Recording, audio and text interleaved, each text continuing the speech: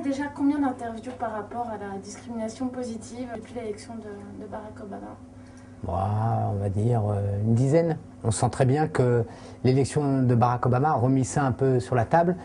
En particulier, je crois qu'elle a envoyé une lumière crue sur le paysage politique français. C'est-à-dire tout d'un coup, on l'a vu tel qu'il est, c'est-à-dire triste, ancien, non renouvelé, et très loin de ce que la démocratie américaine a donné comme leçon au monde.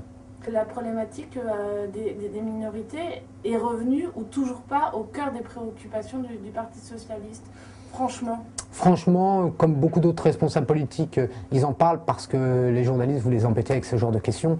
Mais non, pour l'instant, c'est pas au cœur de leurs préoccupations. Voilà. Et donc, si elles sont pas au cœur des leurs et que c'est au cœur des miennes, il faut que moi je me démerde, excusez-moi l'expression, pour que, même s'ils ne veulent pas, quelque part on leur impose que ça devienne un problème pour eux. Et donc, ils y apportent une solution. Vous allez signer le manifeste pour l'égalité réelle? Non, je ne crois pas que je signerai le manifeste. Je crois qu'aujourd'hui, surtout sur cette question, c'est pas ma signature ou la signature ou un manifeste qui va changer les choses, malheureusement.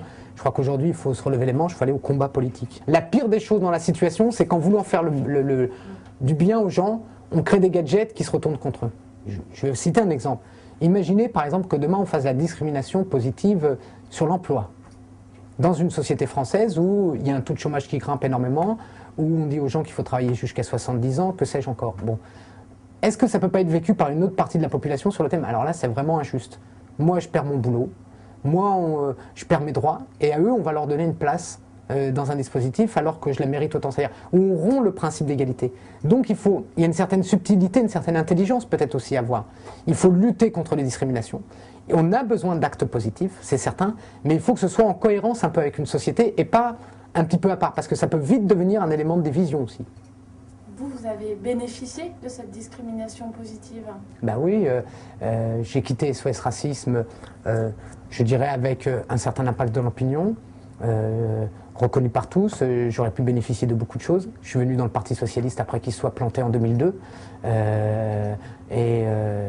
j'ai aujourd'hui aucune responsabilité politique. Et la seule fois où je me suis présenté aux élections, on m'a mis un candidat socialiste dans les pattes pour me faire battre. Donc si c'est ça la discrimination positive, merci, on n'en veut pas. On peut se démerder tout seul. Voilà. Ben, moi, si je suis opposé à la discrimination positive, c'est que je ne porte pas le même regard sur la société française que beaucoup de gens. Le racisme, c'est totalement transformé. On vous éduque tout petit autour de l'idée de l'échec et autour de l'idée que vous êtes une minorité. Et on vous dit donc, pour vous en sortir, vous aurez le droit peut-être à une petite place que la discrimination positive va vous offrir. Or moi, je pense que cette génération qui est en train de grandir, de prendre sa place dans la société française, ces nouveaux Français, à l'école de la République, grâce au service public, grâce à ce qui fait la spécificité malgré tout de la société française, peuvent prendre leur place et peuvent la prendre leur place pour amener quelque chose et pas parce qu'on veut leur donner quelque chose.